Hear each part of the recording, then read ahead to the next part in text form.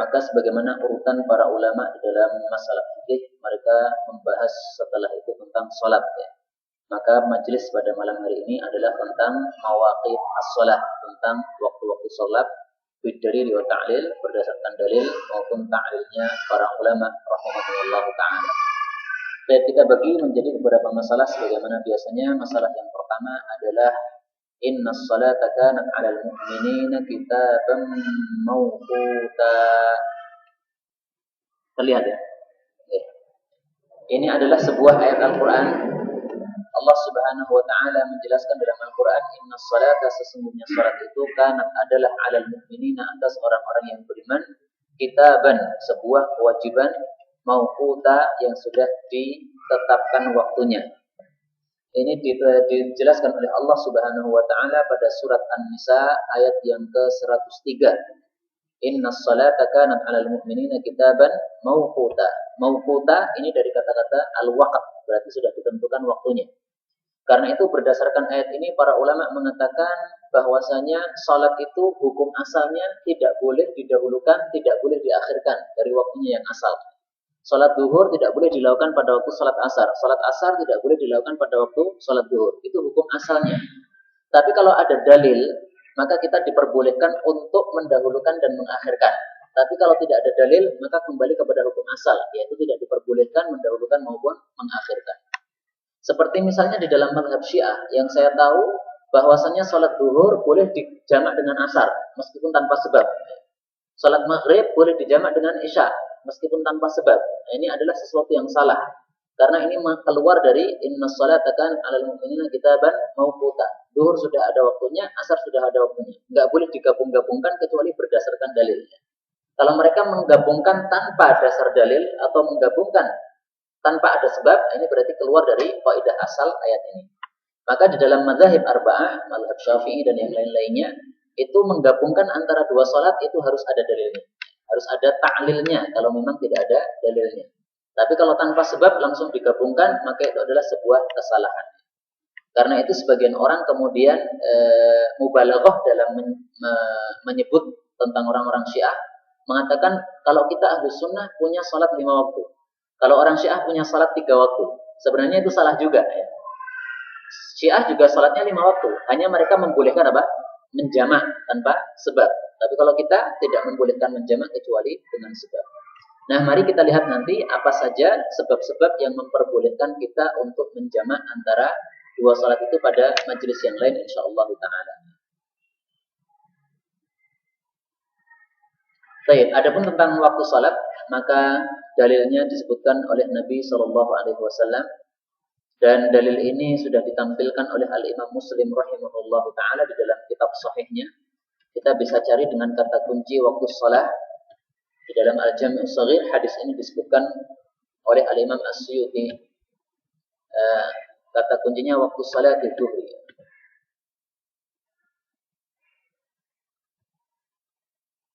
Nah ini, inna lis-salati awwalan wa akhiran. Kata Nabi sallallahu alaihi wasallam, salat itu mempunyai awal waktu, mempunyai akhir waktu. Jadi awal waktu salat zuhur ada, akhir waktu salat zuhur ada. Demikian juga seterusnya. Kemudian beliau memerinci, awal waktu salat zuhur itu adalah matahari ketika sudah tergelincir, alias matahari sudah apa? Miring atau condong ke barat. Sementara akhir waktunya itu ketika masuk waktu salat asar. Jadi antara zuhur dengan asar ini waktunya bersambung. Zuhur waktunya habis berarti masuk waktu asar. Untuk salat asar itu waktunya adalah ketika hina yadkhulu waqtuha, ya, ketika sudah masuk waktu salat asar. Kemudian akhir dari waktu salat asar adalah ketika matahari menjadi kuning. Kemudian awal waktu maghrib itu adalah ketika matahari tenggelam. Jadi kalau antara zuhur dengan asar ini waktunya bersambung. Tapi kalau antara asar dengan maghrib ini waktunya nggak bersambung. Waktu asar sudah selesai, kemudian masih ada jeda. Nah, jeda ini kita tidak boleh sholat. Sholat asar juga sudah habis waktunya, tapi juga belum masuk waktu sholat maghrib. Nah, ini perbedaan antara zuhur dengan asar dengan maghrib. Ya, ada jedanya kalau untuk maghrib itu. Kemudian akhir waktu salat maghrib itu ketika asyafaqul ahmar, ketika mega merah sudah lenyap, sudah tidak ada di langit. Kemudian awal waktu salat isya itu adalah ketika mega merah sudah lenyap, Dan akhir dari waktu salat Isya itu adalah hina yantasiful lail, di pertengahan malam. Ya. Jadi antara salat Isya dengan salat subuh itu juga ada jedanya. Kalau sudah masuk pertengahan malam, maka berarti waktu salat Isya sudah habis. Sebagaimana tadi, kalau salat asar ketika matahari sudah menguning, sudah hampir tenggelam, maka ini waktu salat asar sudah habis. Sehingga ada jeda antara waktu salat Isya dengan waktu salat subuh. Tapi memang saya harus jujur bahwa para ulama berbeda pendapat dalam hal ini. Dalam masalah salat Isya ini, sebagian ulama berpendapat waktunya itu bersambung dengan salat subuh. Jadi selama belum adzan subuh, berarti itu masih waktu salat Isya. Tapi ini hadis sangat jelas. Wa inna akhira waqtiha, akhir dari waktu salat Isya adalah hina yantasiful lail, ketika sudah masuk pertengahan malam. Nah, ada ulama kemudian menggabungkan antara dua pendapat ini, sehingga mengatakan bahwasanya salat Isya punya dua waktu. Waktu yang pertama adalah waktu ikhtiar, yaitu waktu di mana seseorang harus berusaha untuk salat Isya di waktu tersebut. Dan ini waktunya adalah sampai pertengahan malam. Adapun setelah itu sampai subuh, ini adalah waktu ittiror, waktu terpaksa saja. Artinya kalau orang terpaksa tidak bisa sholat pada waktu yang ikhtiar, maka dia diperbolehkan sholat pada waktu ittiror. Tapi kalau sengaja milih waktu ittiror, nggak boleh. Misalnya, saya lagi asik nulis, belum sholat Isya, saya sengaja mengakhirkan nanti jam 2 saja, nggak bisa. Karena jam 2 ini sudah masuk pada waktu ittirornya, karena sudah melewati separuh malam. Perbolehkan untuk mengakhirkan, akan tapi jangan sampai melebihi separuh malam. Tapi kalau saya musafir misalnya dari Solo ke Jakarta misalnya, kemudian saya akan turun di perjalanan, itu turunnya itu adalah nanti jam 2 malam, maka nggak ada masalah. Saya di dalam bis tidak sholat dulu, tidak sholat Isya dulu, tapi nunggu sampai turun, baru kemudian sholat, tidak ada masalah. Ini karena waktu ittiror. Ini mengumpulkan antara dua pendapat para ulama dalam masalah ini, itu lebih baik. Kemudian kata Nabi Shallallahu Alaihi Wasallam, awal dari waktu salat subuh adalah ketika terbit fajar, dan akhir waktunya adalah ketika matahari sudah terbit. Ya, saya kira ini semuanya sudah kita pahami semuanya, sehingga tidak perlu kita detailkan dalam masalah ini. Baik, kita kembali ke permasalahan kita. Nah, ini kok enggak muncul. Nah, ini. Dari sini kita ketahui bahwasanya sholat itu adalah termasuk ibadah yang muaqqatah. Karena ibadah itu terbagi menjadi dua. Ada yang muaqqatah yang sudah ditentukan waktunya, ada yang ghairu muaqqatah yang tidak ditentukan waktunya. Misalnya puasa Ramadan, ini muaqqatah. Pokoknya Ramadan dari awal sampai akhir saja. Habis itu sudah bukan Ramadan lagi namanya. Kita mau mengundurkan atau kita mau memajukan, nggak bisa. Karena ini adalah apa? Muaqqatah. Tapi kalau sedekah sunnah misalnya, kapan saja kita sedekah, nggak ada masalah. Masuk masjid ini sedekah, masuk masjid lainnya sedekah lagi, bebas. Dan ini masalah yang kedua kemudian. Afdalul a'mal as-salatu fi awwali waqtiha.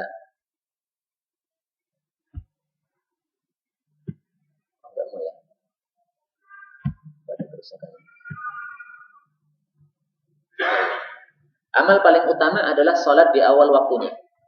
Ini hadis-hadis sudah kita baca dulu, sehingga tidak perlu kita baca lagi, ya. Yang jelas kita harus ingat bahwasanya di sana ada hadis mengatakan afdalul a'mal fi awwali waqtiha. Di sana ada hadis mengatakan afdalul amal as-salat ala waqtiha. Salat di atas waktunya. Ini riwayat kedua. Salat di awal waktunya. Ini riwayat pertama. Nah, riwayat ini saling menafsirkan. Sehingga ketika Nabi mengatakan salat di atas waktunya, maksudnya adalah apa? Pada awal waktunya. Saling menafsirkan antara dua riwayat, itulah yang dilakukan oleh para ulama ahli hadis di dalam memahami hadis-hadis Nabi Shallallahu Alaihi Wasallam. Masalah yang ketiga, takhirul isya afdal illa ayyashuk. Apa artinya? Mengakhirkan salat isya itu lebih utama kecuali jika hal itu memberatkan, yaitu memberatkan kepada jamaah. Tadi sudah kita bahas bahwasanya salat isya itu masuk awalnya adalah ketika mega merah sudah lenyap, ya nanti sekitar jam 7, ya, atau jam 7 lebih seperempat. Kemudian sampai pertengahan malam. Jadi dari jam 7 sampai jam 4 itu dibagi dua. Nah, itu di tengah-tengahi gitu. Maka pertengahan malam itu lebih utama kita salat padanya daripada pada jam 7. Anggaplah jam 12, ya. Kita salat isya jam 12 lebih utama daripada jam 7. Tapi kenapa tidak ada orang yang melakukan ini? Padahal ini yang paling utama. Jawabnya adalah kalimat yang kedua ini. Illa ayyashukka. Kecuali kalau memberatkan. Kalau memberatkan malah jadi nggak jadi utama. Karena memberatkan itu menyebabkan orang tidak bisa melakukan sholat secara khusyuk. Yang seharusnya sholat itu harus khusyuk kepada Allah Subhanahu wa Ta'ala, tapi karena keberatan sehingga khusyuknya tidak ada. Padahal yang inti di dalam sholat itu adalah khusyuknya. Yang inti di dalam sholat itu bukan jauhnya masjid, bukan banyaknya jamaahnya, tapi yang inti adalah khusyuknya. Tapi meskipun demikian, jauhnya masjid tetap menambahkan pahala. Banyaknya jamaah tetap menambahkan pahala. Sehingga kalau ada masjid yang satunya ramai, satunya sedikit, maka yang lebih banyak pahalanya adalah yang masjidnya ramai ini. Dan dalilnya sudah dulu kita sampaikan di dalam Sunan Abu Dawud, disebutkan oleh Nabi Shallallahu Alaihi Wasallam hal itu. Tayyib. Nabi Shallallahu Alaihi Wasallam mengatakan, hadisnya sahih, riwayatnya Al Imam Abu Dawud rahimahullahu taala. Kata kuncinya adalah laula an asyqa ala ummati. Oh, ini tampaknya ada kerusakan di hurufnya ini. Nah, ini sehingga yang muncul nggak bisa sesuai.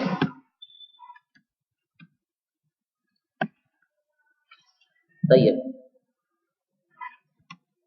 Ya, dalilnya berarti nggak usah kita tampilkan aja ya, karena ini ada sedikit kerusakan di komputernya. Nah, ini dalilnya sudah saya sebutkan sebenarnya di bawah sini. Laula an asyqa ala ummati, kata Nabi Shallallahu Alaihi Wasallam, kalau saya tidak memberatkan umat saya, la amartuhum, sungguh pasti akan saya suruh mereka dua perkara. Pertama, bitakhir salatil isya, mengakhirkan salat isya. Yang kedua adalah bisiwak ma'akul li salat, supaya sebelum salat itu selalu pakai siwak terus. Tapi karena Nabi khawatir memberatkan umatnya, sehingga dua perintah ini tidak jadi diperintahkan.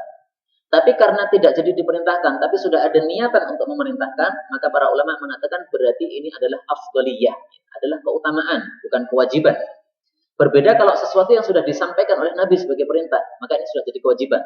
Tapi kalau baru niatan saja, belum jadi menyampaikan, ini adalah sesuatu istihbab atau sesuatu yang afdaliyah saja.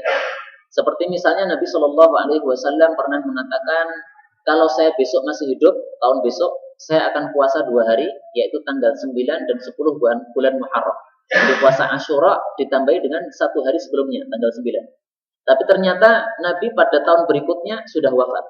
Belum pernah seumur hidupnya beliau itu puasa tanggal 9 Muharram, tapi sudah ada niatannya. Maka jatuhnya hukum itu adalah bahwasanya dia itu tingkatannya lebih rendah daripada puasa Muharram. Puasa Muharram jelas sangat sunnah. Sunnahnya sunnah muakkadah. Tapi kalau puasa Tasu'a ini adalah sunnahnya sunnah biasa yang tidak muakkadah. Karena Nabi Shallallahu Alaihi Wasallam belum pernah melakukannya, tapi sudah pernah meniatkannya. Ini tingkatan di dalam masalah amalan-amalan di dalam Islam. Tapi berikutnya masalah yang keempat, ta'jilu salatil maghrib aktsar min ghairiha. Hendaklah salat maghrib itu disegerakan lebih cepat daripada salat-salat yang lainnya.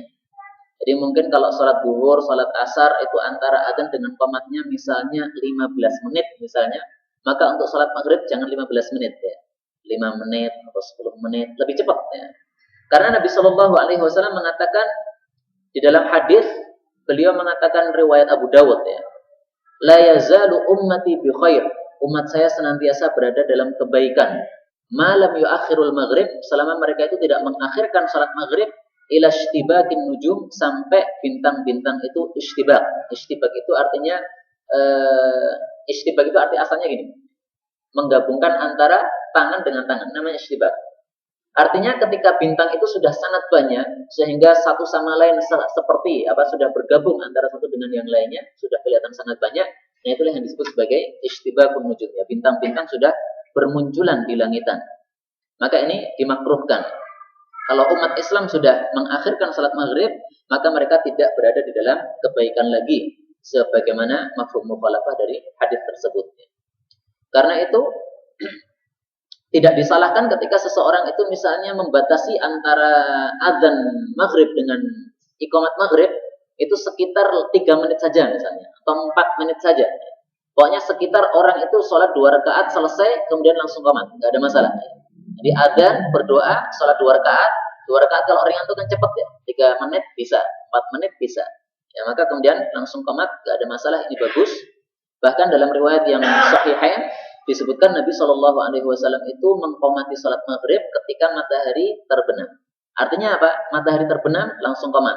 Seolah-olah gitu, seolah-olah saja. Ya. Akan tapi tetap ada jeda antara adzan dengan iqamahnya. Karena Nabi Shallallahu Alaihi Wasallam bersabda, "Bainal adzanaini salat, baina kulli adzanaini salat." Di antara dua adzan itu ada salatnya. Artinya ada jedanya sehingga orang itu bisa melaksanakan salat sunnah. Maka dicepatkan tapi harus ada jedanya juga. Berikutnya masalah yang kelima, intidharul imam lil jamaah li salatil isya. Imam hendaklah menunggu datangnya jamaah untuk salat isya. Ini praktek dari Nabi Shallallahu Alaihi Wasallam khusus untuk salat isya. Itu beliau kadang-kadang mencepatkan qomatnya, beliau kadang-kadang mengakhirkan qomatnya. Tergantung kondisi makmumnya. Kalau makmumnya sudah banyak, ya, seperti kita sudah kajian di sini, kemudian sudah pada berkumpul semuanya, nggak usah nunggu lama-lama. Adzan selesai, kemudian salat 2 rakaat, semuanya sudah pada siap, nah qomati. Karena nggak ada yang ditunggu lagi. Tapi kalau masih ada yang belum datang, ya, kita adzan, kemudian masih datang 2 orang, 3 orang, kita tunggu dulu sampai mungkin 1 shaf. Ya, kalau sudah 1 shaf pada datang, nah, baru kemudian diqomati. Ini dalilnya disebutkan oleh Al-Imam Al-Bukhari di dalam kitab sahihnya. Di sana dikatakan bahwasanya Nabi itu mengqomati salat isya itu ahyanan wa ahyanan, kadang-kadang dan kadang-kadang. Apa maksudnya? Idza ajjalu, idza ja'u ajjalu. Kalau mereka itu sudah datang ke masjid, maka Nabi menyegerakan qomatnya. Wa idza abta'u akhara. Kalau mereka itu berlambat-lambat datang ke masjid, maka beliau kemudian mengakhirkan iqamatnya. Ya, maka disesuaikan dengan kondisinya. Karena tujuan dari salat jamaah ini adalah supaya semua umat Islam mendapatkan fadilah dari salat jamaah ini. Sehingga kalau mereka masih bekerja misalnya, ya, kemudian mereka masih persiapan wudu dan sebagainya, ya jangan langsung diqomati, tunggu dulu ya, sampai mereka sudah pada persiapan semuanya baru kemudian diqomati. Nah, termasuk cara Nabi Shallallahu Alaihi Wasallam supaya orang-orang semuanya mendapatkan salat jamaah itu adalah masalah berikutnya, yaitu masalah yang keenam. Tatwilul imam ar-rak'atal ula lintidharil jamaah. Hendaklah imam memanjangkan rakaat yang pertama dalam rangka untuk menunggu jamaah yang lain. Maksudnya jamaah yang lain itu jamaah yang belum datang. Jadi kalau ada yang belum datang, masih sedikit yang salat jamaah, maka untuk menunggu mereka-mereka yang berwudu misalnya, ya, itu dipanjangkan rakaat pertamanya. Mungkin rakaat pertama membaca 30 ayat misalnya, atau 15 ayat misalnya, sementara rakaat-rakaat berikutnya hanya membaca 5 ayat atau 10 ayat, yaitu dalam rangka untuk supaya jamaah lainnya itu mendapatkan salat berjamaah bersama imamnya. Dan ini dalilnya sudah disebutkan oleh para ulama di dalam kitab hadis mereka. Salah satunya disebutkan oleh Imam Muslim radhiyallahu taala anhu. Imam Muslim meriwayatkan ada seseorang yang pergi ke Baqi. Baqi itu adalah tempat kuburan yang di dekat Masjid Nabawi. Dan saya ketika di Masjid Nabawi itu pergi ke Baqi itu ya cukup agak jauh ya. Ya mungkin dari masjid ini sampai masjid yang utara sana itu. Masjid apa itu, Mas? Darussalam. Mungkin sekitar itu kalau saya nggak salah ingat ya. Pokoknya agak lumayan lah perjalanannya itu. Jadi diriwayatkan dalam Sahih Muslim, Nabi Shallallahu Alaihi Wasallam qomat salat duhur. Kemudian ada seorang sahabat yang belum ikut salat tapi pergi ke Baqi dulu. Sampai di sana dia buang hajat. Karena zaman dulu itu belum ada kamar kecil. Jadi mau buang hajat itu harus menyelinap di tempat yang jauh dulu. Nah, dia pergi ke tempat yang jauh, sudah buang hajat di sana, baru pulang. Setelah pulang, kemudian wudu, kemudian ikut sholat bersama Nabi Shallallahu Alaihi Wasallam sholat duhur. Itu rakaat pertama beliau masih berdiri. Berarti kan cukup jauh nih. Kalau kita praktekkan ini lama banget ya. Karena berjalan kaki di sana. Ya. Berjalan kaki balik lagi, padahal di sana buang hajat dulu. Ya.